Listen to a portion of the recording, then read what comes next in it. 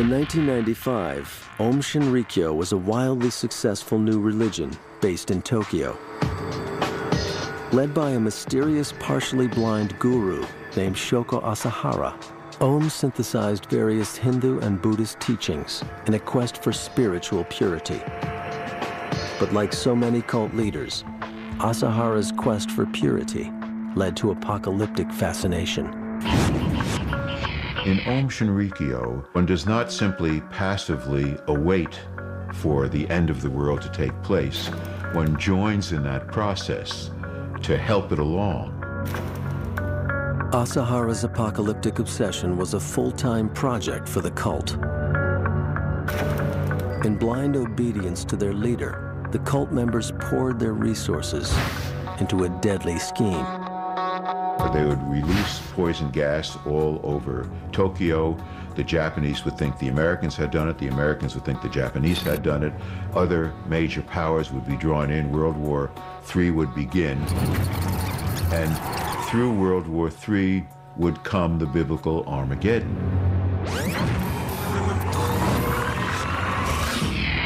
March 20th, 1995, Monday morning rush hour. As millions of commuters board the Tokyo subways, members of Om Shinrikyo release a deadly nerve agent on 5 different trains throughout the city.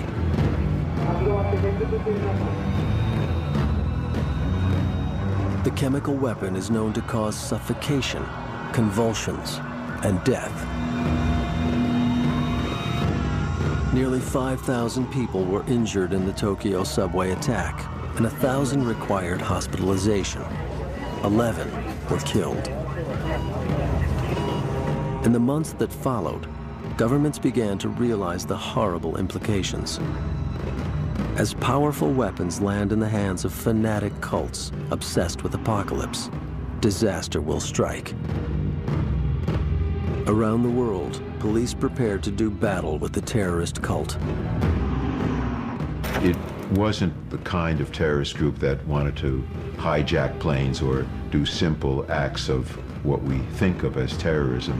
What Om kind of suggested was a wider goal, a more ambitious goal of changing the world, remaking the world. With the significance of the year 2000 in many religious traditions, including the stories of the Book of Revelation, the FBI began an ambitious project to identify which cults, out of the thousands in existence, had the potential to become dangerous.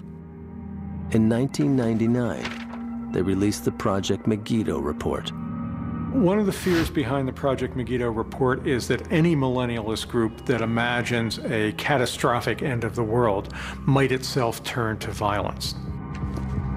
But again, the report fails to distinguish between rhetorical violence, descriptions that happen in texts, and actual violence perpetrated in the world by people who take those descriptions seriously. One can say that when groups are very intense in their declaration that the world will end, and in their preparation for it, they might potentially become violent. But the potential for violence is not a crime. In trying to prevent cultic violence, law enforcement authorities must walk a fine line. The line between a religion and a cult. In a society where religious faith is praised, but religious violence is condemned, there will always be opportunities for cultic tragedy. As long as there is a call in a religious community to live a life that is different from the life everybody else lives, to obey laws or practices that might be different from everybody else, there is the possibility of tension. Wherever there's the possibility of tension, there's the possibility of conflict. Wherever there's the possibility of conflict, there's the possibility of violence. It is a frightening scenario, but one that can be prevented. While religious fanaticism continues to threaten the safety of the world, there is still potential to learn from the mistakes of cults. There are no guarantees, only the desire to question and resist the power of the cult.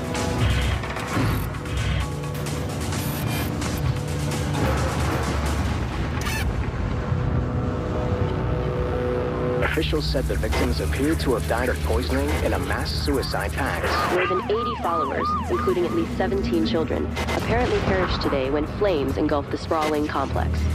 Every indication is that we can expect a lot more cultic violence. They're setting up compounds in Texas, Mexico, Canada. They are expanding. It's a scene that one policeman described as a bloody mess. The victims had been stabbed and shot. Most of humanity prefers to believe that we can trust one another, but the reality is that there is real evil in this world.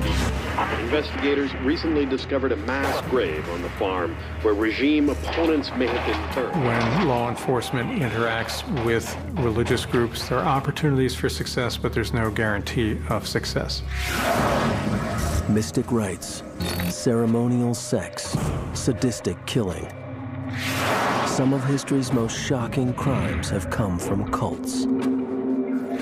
Using the guise of faith and selflessness, cults draw us into a world of fear, obedience, and ultimate sacrifice. Though cults can evolve into more established, well-respected religions, most collapse into tragedy or disaster. Cults share certain defining characteristics. In a cult, leaders recruit members through deceptive techniques that rob them of their identity and individuality. Experts have termed these techniques thought reform. Thought reform is a systematic effort which has two stages. One is the breakdown stage with heavy confession and a breakdown of one's own psychic integrity. And then there's the second stage, which is re-education, trying to remake a person into a new person. Case file, the family. Cult leader Charles Manson used a systematic program of drug use and sexual violation to break down his young recruits' resistance, rendering them vulnerable to Manson's bizarre re-education. The cult tends to focus on the leader and his needs, as opposed to most religions. The focus would be on the community or upon worship. Case file, Branch Davidians. As leader of the Branch Davidians in Waco, Texas, David Koresh wasn't satisfied being followed as a preacher. He needed to be worshipped as a god. With Koresh demanding that the group members call him Dad or Father, and then that gradually moves to God the Father and actually God. Finally, cult leaders exploit members to fulfill their own needs for power and control. In many cases, the exploitation is financial or sexual, but at times has taken an even darker form. The California Institution for Women is the largest penitentiary for women in the state of California.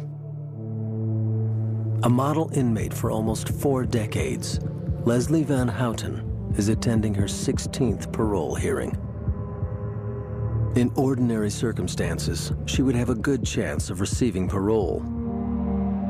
But Van Houten is no ordinary criminal. 37 years ago, before her life as an inmate, Leslie devoted her life to a cult led by Charles Manson.